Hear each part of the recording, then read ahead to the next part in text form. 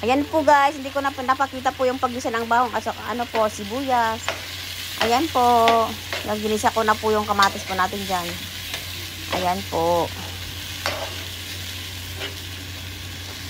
Ayan, lutuin muna natin mabuti yung kamatis. Ayan po. Ayan, lagyan natin ng durog na paminta. Ayan po. Depende na po sa inyo kung madami yung ilalagay nyo po.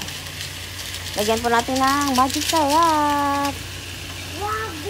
Ayan. Haluin po natin para mag-mix po yung ricado ng nilagay po natin. Ayan. Ayan po, lagay tayo ng konting tuyo. Ayan po. Haluin po natin. Ayan, hanggang mag-mix po yung toyo sa kamatis po natin. Ayan, pag okay na po yan, ayan po, ilagay na po natin yung itlog. Ayan. Ayan po.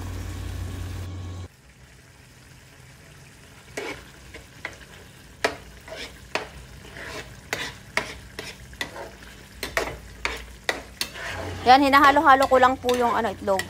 Yan po, pag okay na po, ilagay na po natin yung piniritong galunggong natin. Ayan po. Ayan.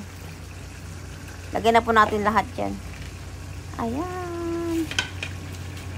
Ayan. Ayan po. Ayan po, pag okay na po lahat yan. Ayan lang. Paano lang po natin yung yung galunggong sa may kamatis. Ayan. Malutuin na natin ng konti. Ayan po, okay na po yan. Ayan na po guys, ang ating lunch. Sarsyadong galunggong. Ayan po, okay na to. Ready serve na po ito. Ayan po. Sarap nito. Ayan po guys. Thank you guys for watching. Bye!